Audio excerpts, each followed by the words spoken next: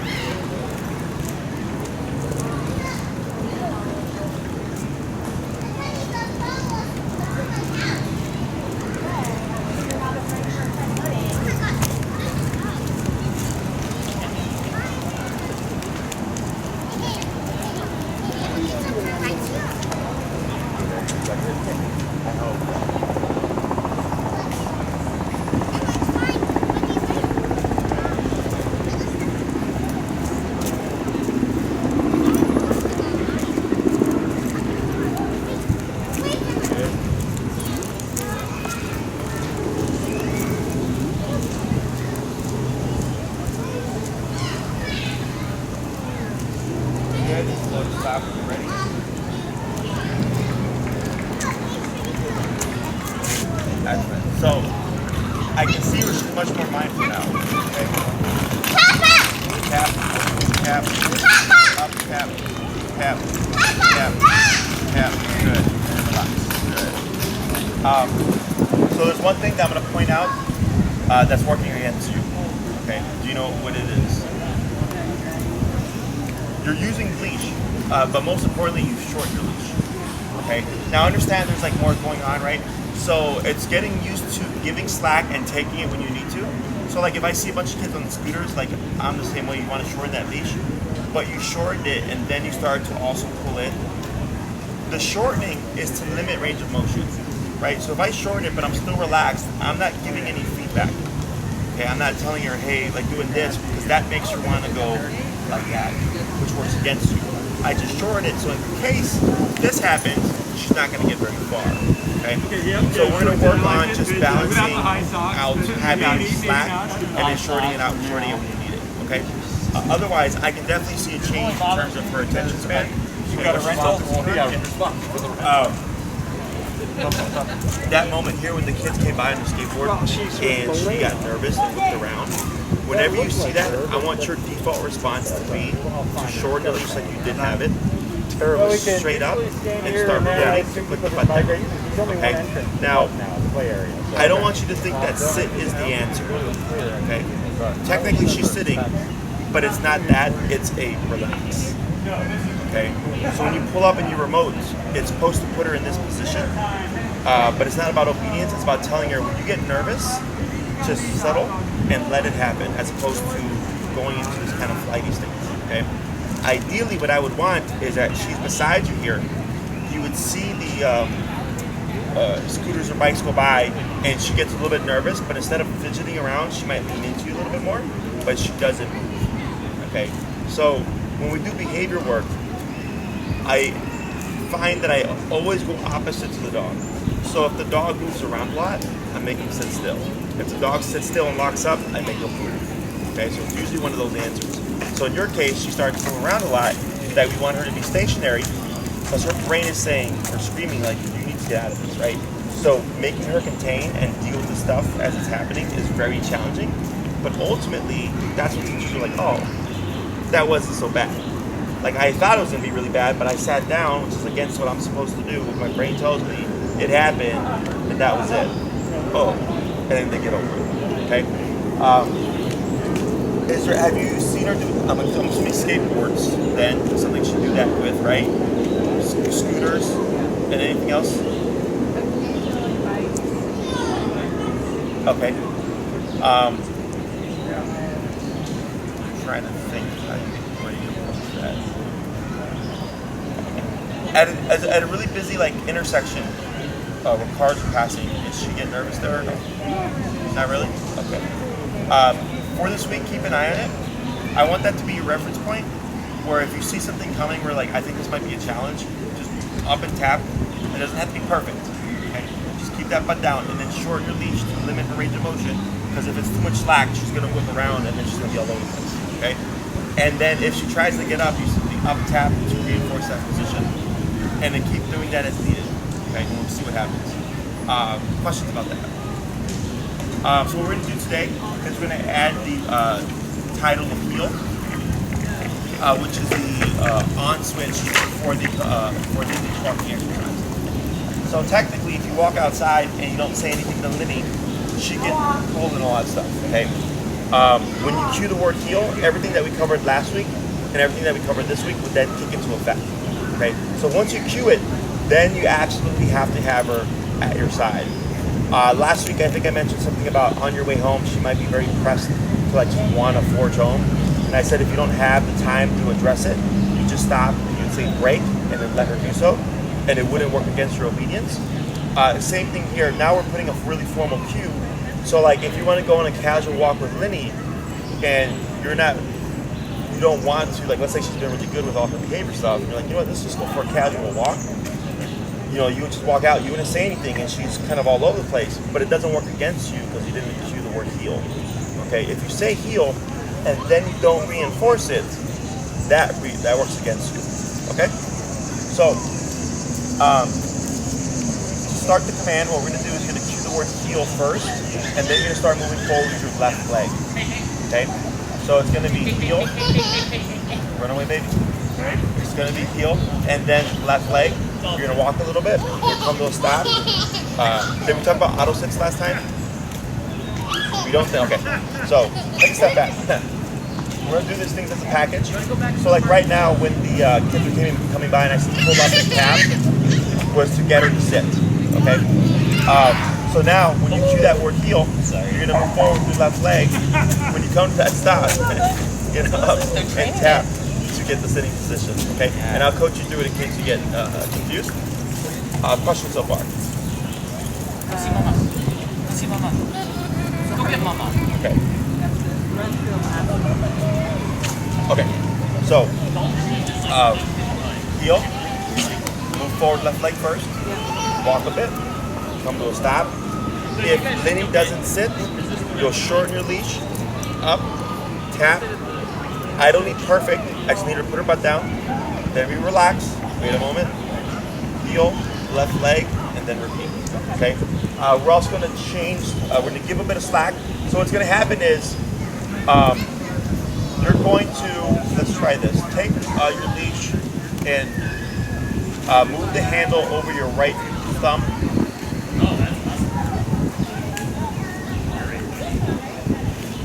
Your right thumb. Would that be like There you go. Yep. Like this, over your thumb. There you go. Now move the remote to your right hand as well. Now with your left hand, you're going to grab like that, okay? So what that allows you to do for this exercise is very easily give slack by just loosening the grip, letting it go, but then shortening it as well when you need it, okay? So when you're moving, I want there to be slack because we don't want to be holding Linnie back because that's going to work against you, okay? You want to be slack, you want to keep her here, but then when you come to that stop, you're going to need to shorten your leash so you can, tap for that sit. The reason for shortening is if you give the whole slack, you're going to be like this before we get any tension, right? So having it shorter allows you to communicate with her more immediately with that leash pressure. Okay? Questions? Okay. Whenever you're ready, heel, left leg. Yep. And forward, and give slack. There you go. Like that. Perfect. Tap forward. There you go.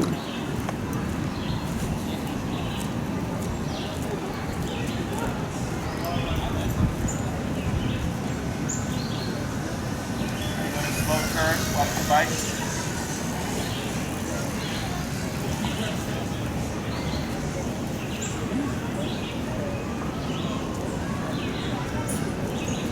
Forward tap, keep walking, tap, tap, tap, keep going, tap, tap, keep walking. You got it, good job. Tap forward, tap, tap, tap, tap, tap, keep going, tap, tap, tap. What's your number? 45. 45? Yeah. Let's go to 50. Give a light pull that way. Tap, tap, tap, tap. Let's go to 55. Tap, tap, tap. Little pressure. Tap, tap. Then forward. Good. Tap. Good.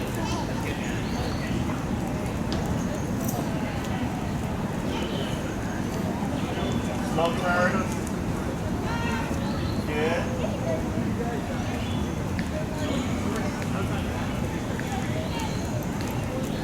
Now I'll have you slow stop right here.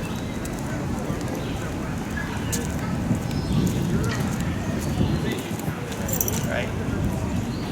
Tap. Tap. Right there to relax. Good. So now she lays down, right?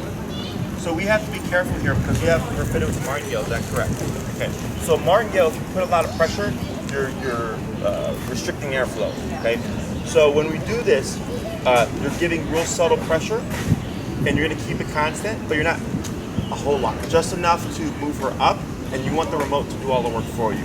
Okay. So I'm gonna have you lightly pull up, and tap, tap, tap, and relax. Right there.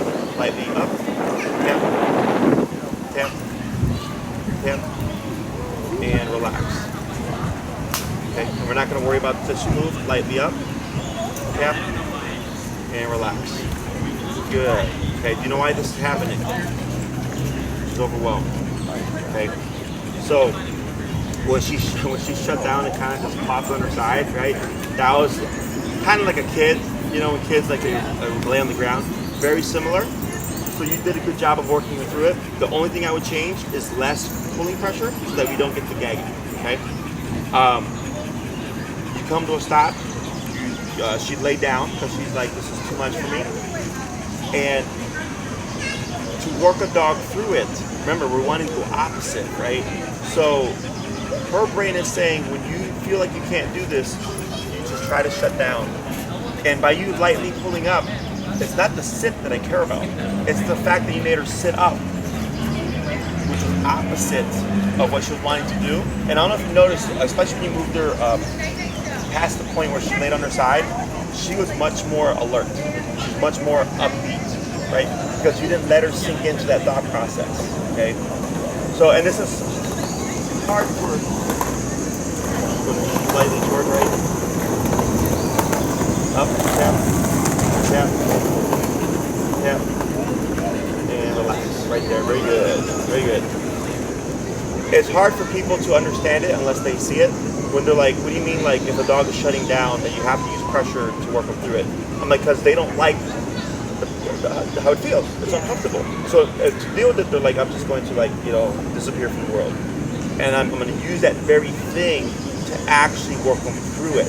So then for her, she goes, oh, I thought I couldn't do it, but I can. And the outcome isn't even that bad.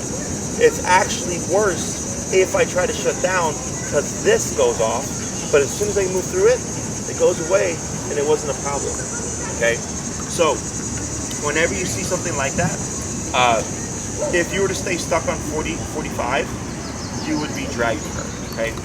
You're not gonna get anywhere. She has to make the decision to move forward, okay? This is why I love e-collar. It's the only tool that can make a dog think they're doing something by choice, when really it's you manipulating, okay? So use those moments to your advantage. Then we get a nice random skateboarder coming through. She got a little edgy, right? She stood up, and then I saw you right away pull up. So as soon as you see that about to happen, and you see her break position, you kick in immediately with that pressure and also with the remote.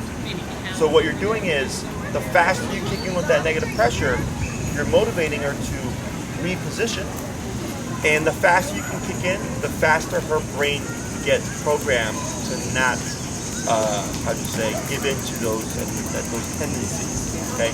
So in order for a dog to learn how to counter themselves, the negative pressure has to kick in as close to the moment that they start as you can, okay?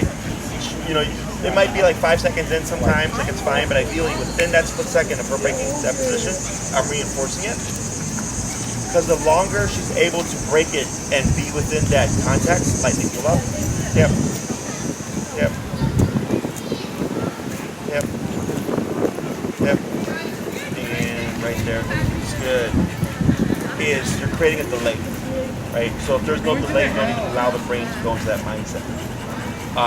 Now, looking at this position here, see how she's more upright. So she went into a down, you corrected with 2 taps, she did sit up. But it was like this. If we left it at that, most likely it goes back to this, right? So through those taps, you see her step up, but now you see a much more upright Linnie, okay? Little minor things, but they mean a lot to the dog, okay? Hush so far. So that was a little bit of a tangent. We're gonna go back to the exercise. So heel, left leg. When you come to that stop, light pressure up, tap, get to the sit. I'm not gonna care exact positioning right now. Wait a moment, heel, left leg, okay?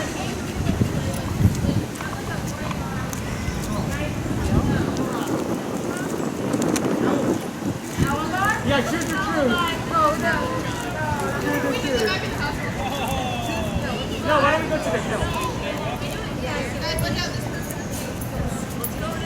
go to the hill. Tap. Tap. Tap. Left tap. Tap. Good. Very good.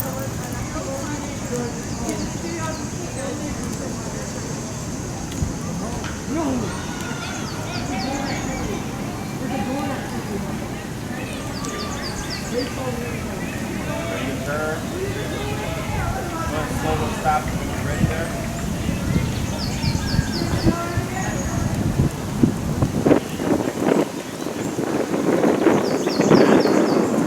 Right, relax, very good.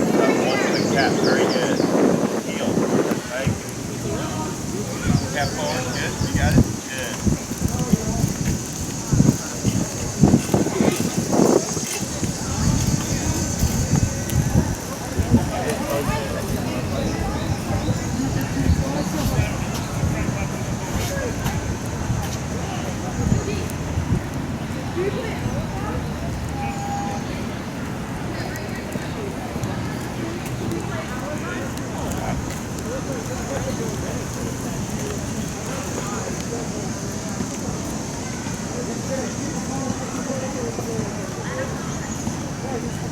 Turn, phone stop.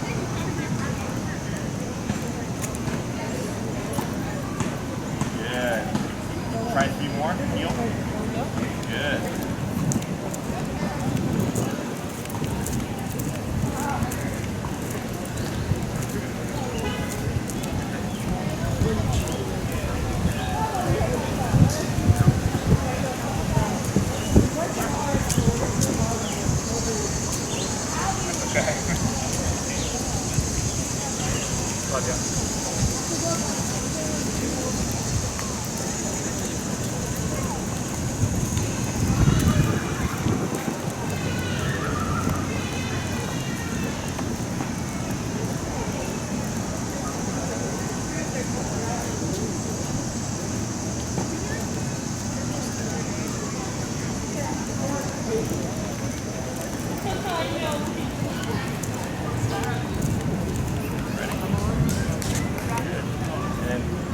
With that pressure, I want you to come to that stop first, and then get ready for the left hand. Okay. More.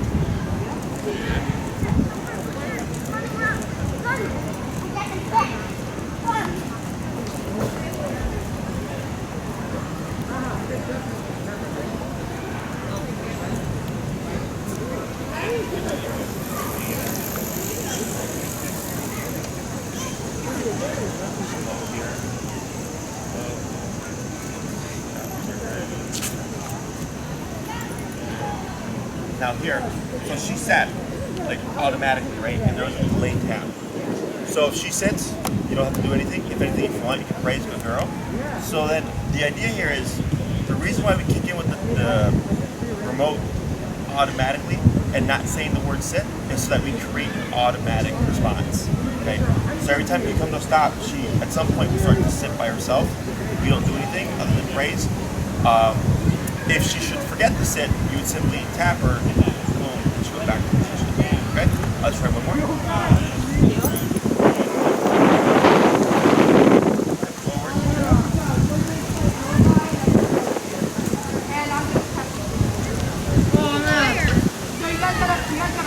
You're under a corner. Watch the line. Who's really good at line?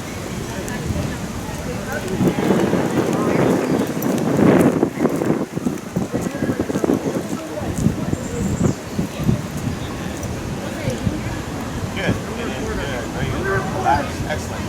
Question about that part.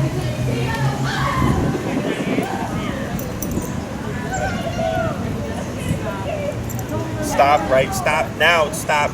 Does she sit? Right? If she does, I don't do anything. Okay?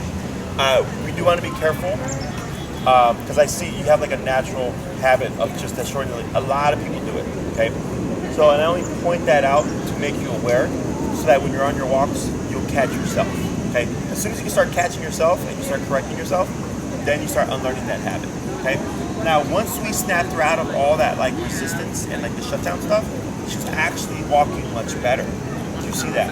It's a very big thing to be aware of because in order for her brain take in what we're trying to Yeah, teach. but you're Have to think out of that mindset.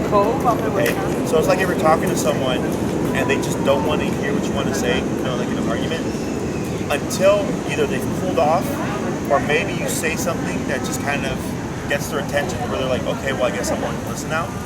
But they have to make that decision, right? In this case, we can't do that. We have to use pressure to make her think like, okay, well, I'm not going to get my way, I'll just comply. But then once compliance kicks in, it allows her to take in all the information that you're trying to communicate with her, okay? So now it's a bit more of the tricky part, okay? So heel left leg is the permanent thing. From going forward, you want to start your walks like that, okay? So every time you come to a stop, when we go back into motion, I say heel, and then forward that left leg, okay? Dogs have a wider peripheral range than we do, so that leg movement becomes our cue of now we're walking. Okay, so it's kind of first sign language, if you will. Now we're going to do turns. Now I saw you doing left turns already, okay? But there's a very specific way of going about it, okay? When you communicate these movements correctly, Linnie should read what you're doing and just naturally follow you. There should be no need for remote as long as we're doing this correctly and we have her attention, okay? So when we're going to do those left turns, what you're going to do is, again, prior to the turn, you want to slow down. At least 3 steps, more is fine. When you slow down, you get ready for that turn, you're going to want to lead it with your right leg. So we're turning into Linnie. And you're going to cut in front of her at a 90-degree angle. So you're right in front of her with that right leg. Then left leg. And for the sake of space, you're going to turn in on the right leg again to go the opposite way. Right, left, right. Walking, you slow down. Right, left, right. So if you're doing this correctly, you should stay within a little box, okay? You don't have to do it that close. You can do a bit more of a walk. The main thing I want you to remember is to cut very sharply and lead it with that right leg. Make it very pronounced. Because if it's too subtle and you go like this, the dog will keep going, and then by the time you're out with your left leg, you're pushing the dog out like that, okay? Dogs will naturally, when they see the right leg in front of them, will either stop or start to pivot with you, moving with your body naturally, so that they're not getting in the way, okay? So that's the left turn. For the right pivot, or right immediate right turn, which is what you're doing when Linnie would pass you. So if Linnie passed, you would just do this with you. You would tap her, and she'd pass, and you would turn, and you would tap her, right? But if Linnie is paying attention, it would be unfair for you to just turn out of nowhere and go the opposite way. So we would slow down again before the turn, and we're gonna lead it with the left leg. Okay, so we're leading with the leg opposite to the turn. So I slow down, I extend my left leg, I go back on my right leg, and forward with my left leg. Now I'm going back the opposite way. And then it's just right, sorry, left, right, left. Okay, slow down, left, right, left. And then we're going back the opposite way. The other dog from behind you, so you know.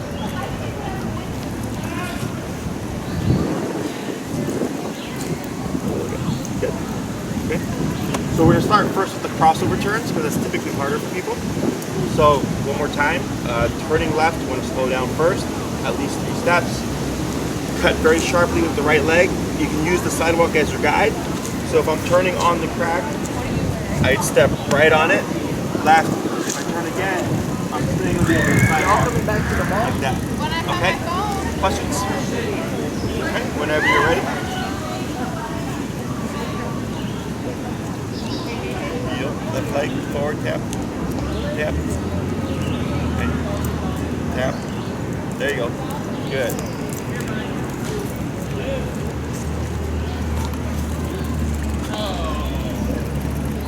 Right, left, right. Very good. Give a little slack here. You got it. Good.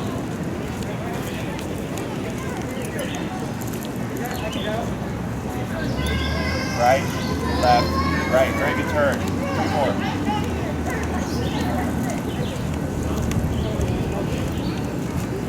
Right, yep, left, right. Good. Couple more.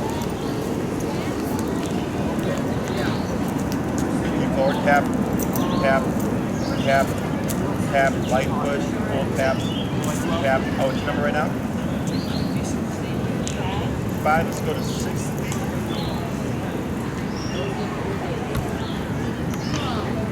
And light pull tap, tap. Yep, tap. There you go. You got it. Good job. And forward. Light pull to your left. Tap. Good. Excellent. Left, right. Now on that one, did you see how you led it with the softer right leg? And it was a little bit more awkward? Okay, so we're gonna try it again. Very pronounced right, left turn.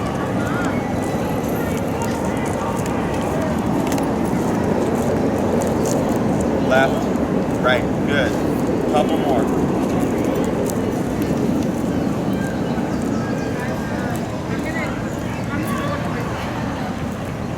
Left, right, last one.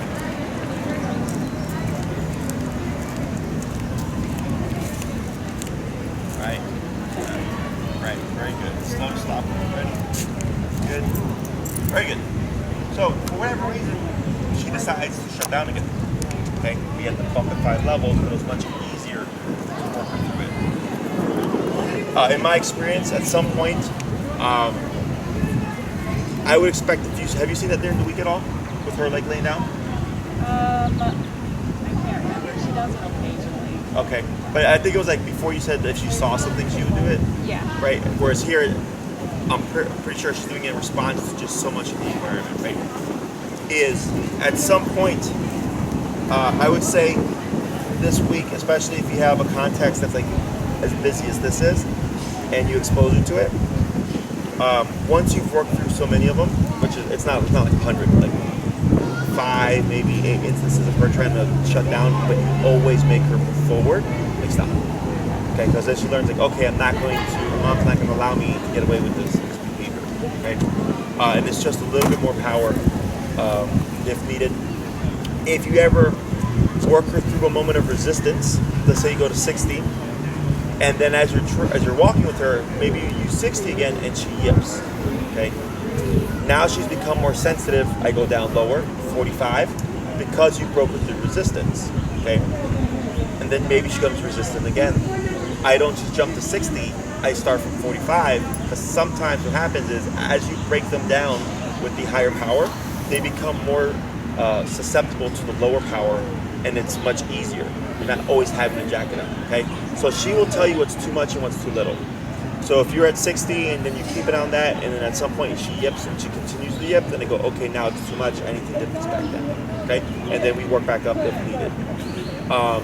Your left turns were good. A majority of them you were leading very strongly with that right leg cut.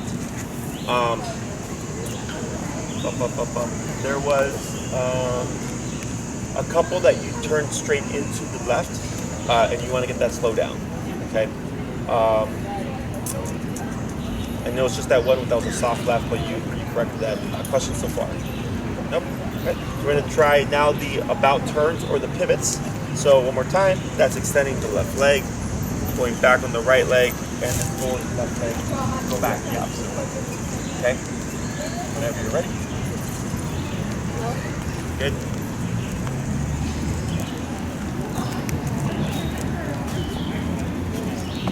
Left, right, left. Very good. And forward. Oh, yeah. Okay. Left. Good. Let's give a little bit of slack here.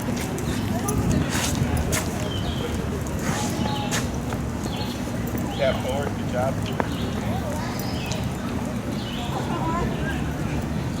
Yes. More.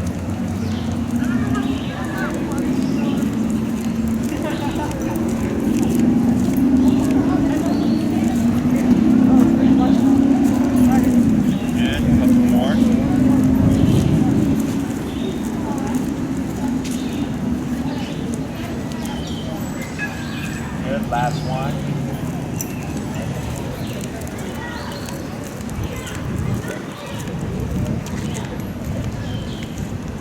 Good. Good slow stop. You ready? Beautiful. Very good. So now what I'm having you do is kind of freestyle it and use all these things interchangeably. So you're going to go from stop to heel, speeding up, slowing down. turning left, making pivots to your right. If all your leg movements and cues are correct, there should be no real need for the remote to make her stay on you, okay? It's something, it'd be totally different if she's trying to shut down again, that's a thing of its own. But if all your cues and movements are correct, Linnie should be right on your side, no issues, okay? And then we're gonna give just a wee bit of slack as well. There we go. And then whenever you're ready, heel.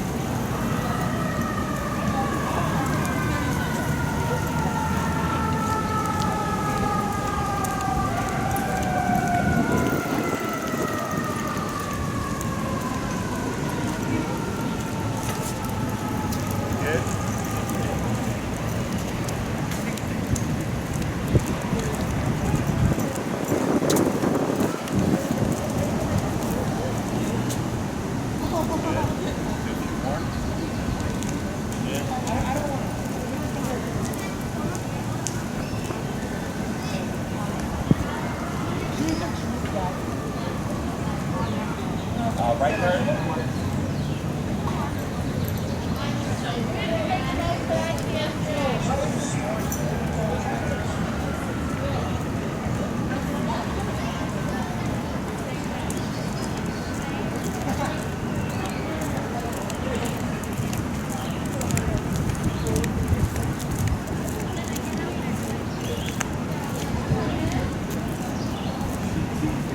Go ahead and slow the stop.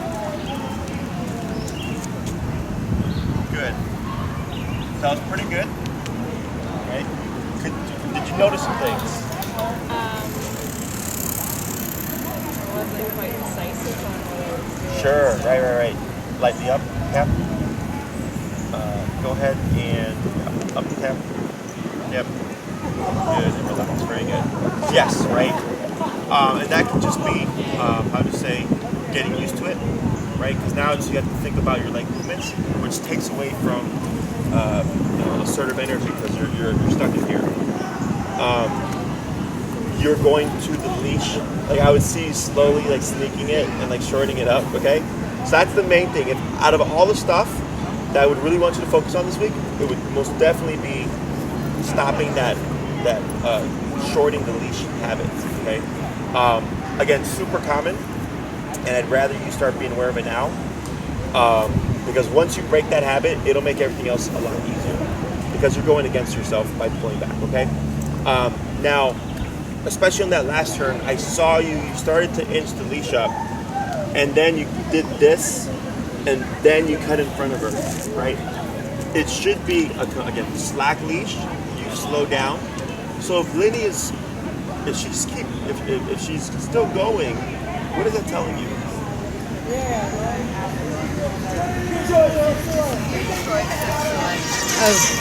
Right.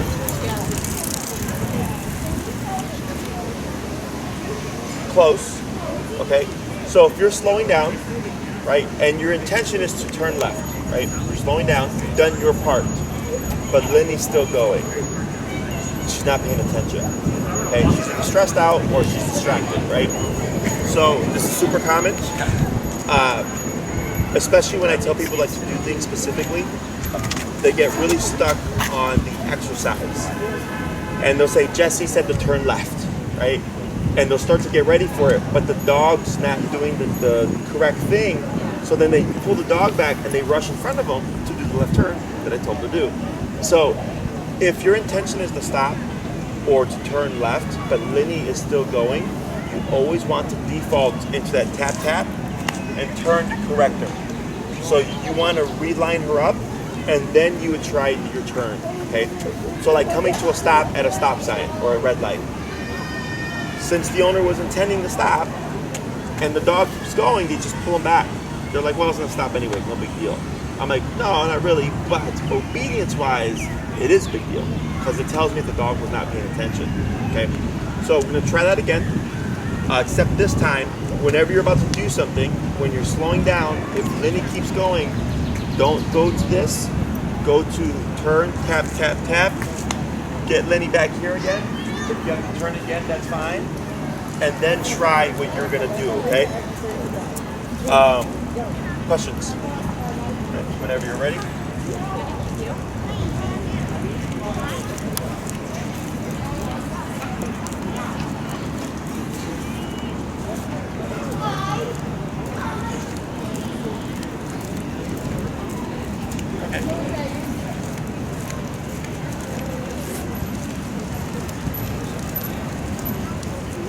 Right forward, good.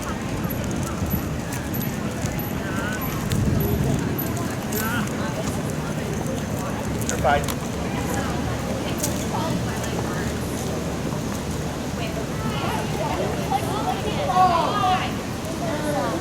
Good, even better, good. Try a left turn.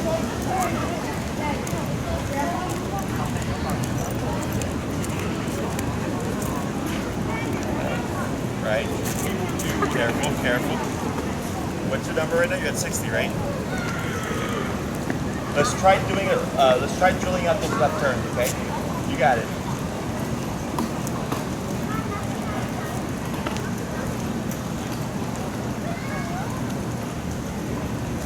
Go right. You're okay. Reset. You got it.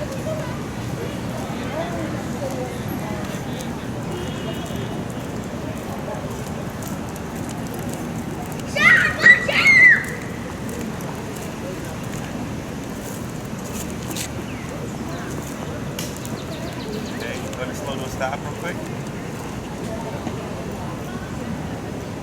You got it. Good. Great. How you feeling?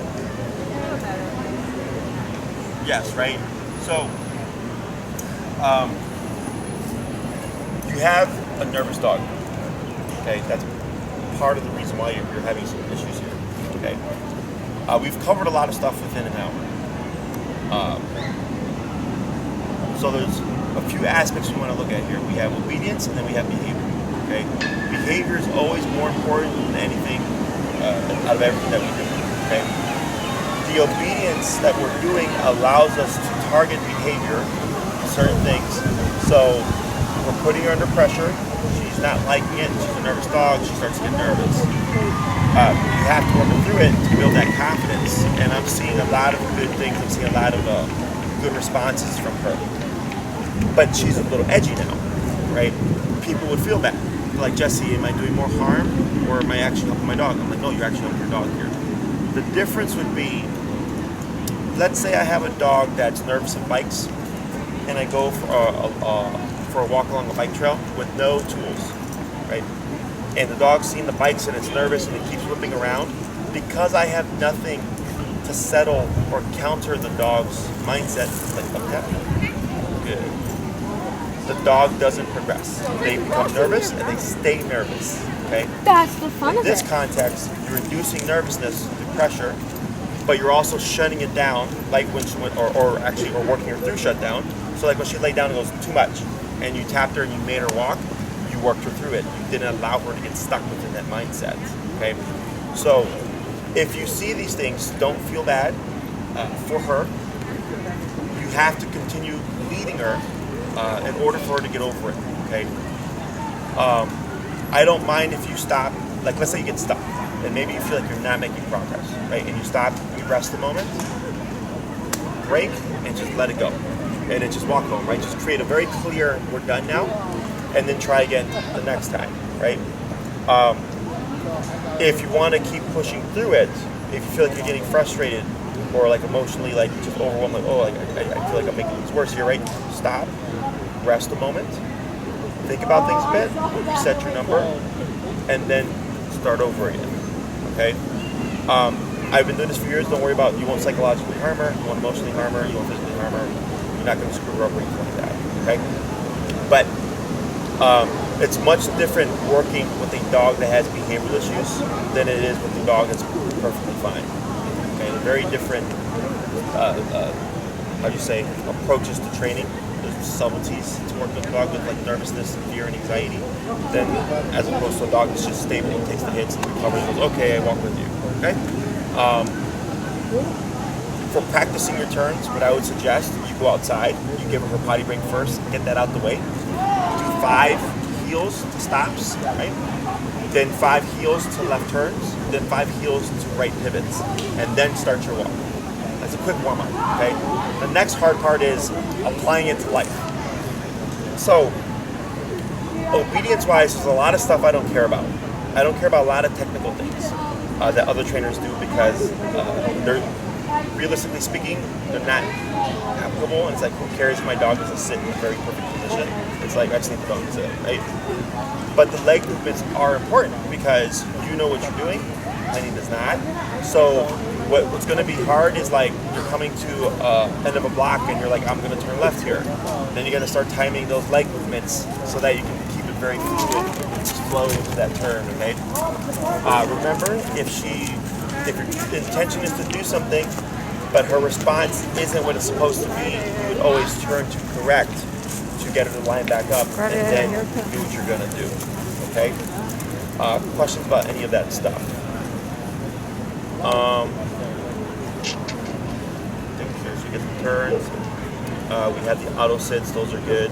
If you come to a stop and she automatically sits, great. If you see her lay down, the reason why we're correcting that is that she's not doing anything bad, so to speak. She's just laying down because she's tired or she's distressed.